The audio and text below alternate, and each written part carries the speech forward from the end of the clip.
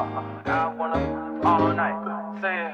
I wanna all night. Hello, stranger. It's been a minute since we last kicked it. And by the way, Welcome back, Playhouse Gang. I'm Nyla. And I'm Sloane. And this is the Hidden Tea Podcast. Because as Summer Sprite, the secrets never stay quiet. Before we get started, make sure you like, share, comment, and subscribe, and hit that bell. And if you want the real exclusives, early episode drops, behind the scenes content, and updates before anyone else, go over to patreon.com/KTaPlayhouse. Thank you guys for engaging in this week's poll. And the results are in. It's a 50-50 split. Half of y'all said hell yes, and the other half said hell no. Y'all asked for pictures of the cast to match faces with names, and trust, we listened. Let's dive in. When I thought episode 1 was crazy, here comes episode 2 being even more crazy. Child, this episode had me shaking my head the whole time at the TV. We open the episode at Rocky's house the morning after the party. Pixie and Kane are waking up from the party. The fact that sis didn't go home after she fucked that man is wild, but who am I to judge? Now after a good sex session, you just fall asleep. And from the looks of the scene, they got it in. But Pixie wakes up confused, her alarm going off, and she's already late for the first day of school. She started her day off all wrong. But on the other hand, we have Michelle and Imani giving each other that cousin pep talk. We learned that Michelle does hair, and since she moved, she has to get her clientele back up. We love a good hairstylist. Michelle, if you're watching, girl, I would love to sit in your chair, sis. I know that's right. We love supporting Black businesses. But on the other hand, we have Imani. Yes, Imani. We found out that she's a dancer, the captain of the team this year, which makes sense on why Ju already knew her from dance competition, because him and Samaje and Rico are all dancers. Right, I caught on to that as well. Today's episode is mainly around their first day of school. They attend Summer Sprite University, School of Arts, which means talent, ego, and drama. We meet Miss Joyce Rivers, 15 years teaching at Summer Sprite. In her class, we have Ju, Diamond, Amari, and Chrissy. They go around the classroom and introduce themselves and their major, and it seems like everyone has a talent. Then we have Mr. Milton class, we have Sunny, Rico, Michelle, Imani, and Pixie. Oh, let's not forget Pixie.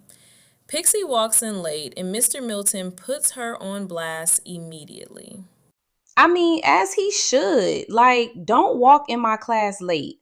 First day and attention already on her. The teachers seem pretty cool, though. Don't seem like they're going to be hard classes to pass. Not at all. As the episode continues, we get introduced to Camilla, Yasmin, and Jayla. These ladies are trying out for the dance team that Imani is hosting. We learn right away that Yasmin has a toxic boyfriend named Tony. And from the looks of it, the other girls aren't feeling Mr. Tony. Apparently, he be hanging out with other women, and Yasmin isn't allowed to hang around any other dudes. What I still can't understand is why Ju got beef with Imani. And the crazy thing about that is Imani doesn't even know that Ju got beef. Yes, I noticed that too. When it came down to the dance tryout today at the campus, Imani hosted her own, and Ju and Samaje hosted their own. Ju is all in Samaje's ear about Imani and her dance team, which leads Samaje having Sunny call over Imani at lunch. I'm trying to tell you, something is off with that duo. Because Imani comes over there honestly confused, and here comes Ju with his hostile ass giving her attitude. When in reality, Samaje just wanted to know where she was hosting her tryouts. I don't even think that matters, because what's the difference if she did it in the school gym or not? I think Ju just wanted to be seen by her. Maybe he likes her and just don't know how to tell her.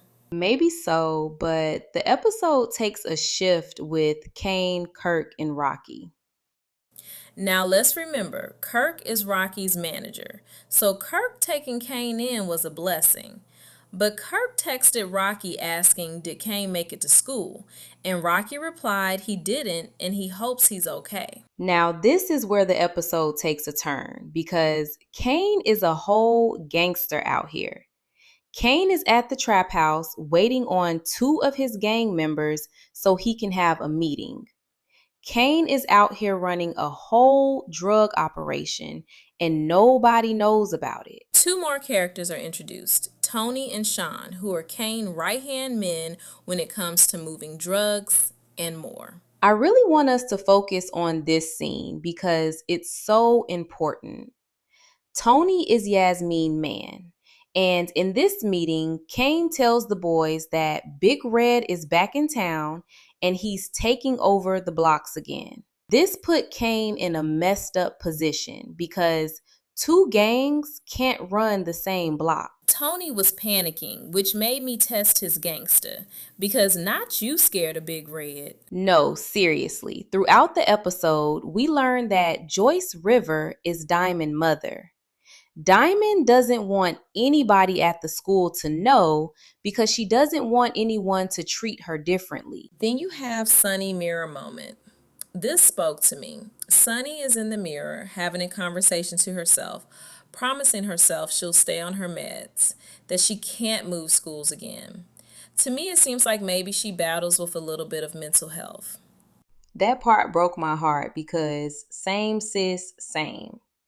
But then we have Samaje go check on her, so he must know about her struggles. We're actually hit with a couple important scenes that had my mouth open. Because can we talk about Amari going to see his cousin Chase in prison?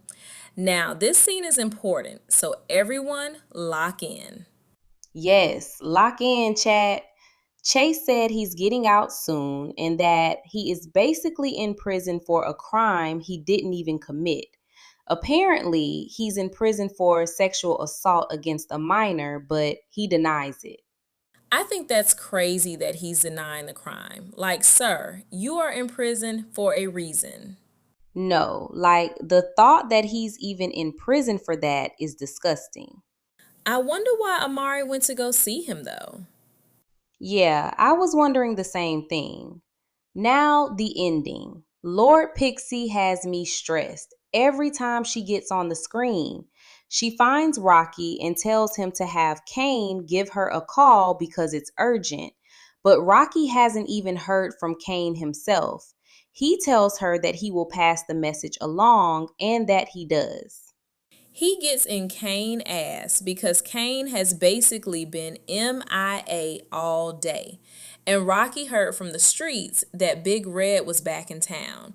So he really wanted to check on Kane and make sure he was straight. He ends up telling Kane that the hoe that he had sex with from the party said to call her. It's urgent. Calling her a hoe is disrespectful as fuck. But anyways, we back to Pixie. She walking upstairs asking herself, how could I be this dumb? Next thing you know, the camera pans to a pregnancy test. Girl, I was yelling at the screen because you don't even know this man. And from what we found out about Kane this episode, she doesn't need to be getting pregnant by his ass. Then the screen goes black. Whew. All I have to say is episode 2 equals poor ass decisions. And I wonder what happens next on episode 3. Pixie ass bet not be pregnant like we just started school. I see why this episode is called Coming to the Light for a reason. Because everything starts getting exposed. But that wraps up our recap for tonight. Head over to patreon.com/KataPlayhouse and vote on the poll right now. Do you think Pixie should keep the baby? And if you want exclusive content, early drops, behind the scenes tea, and insider updates, join the Tier Playhouse gang.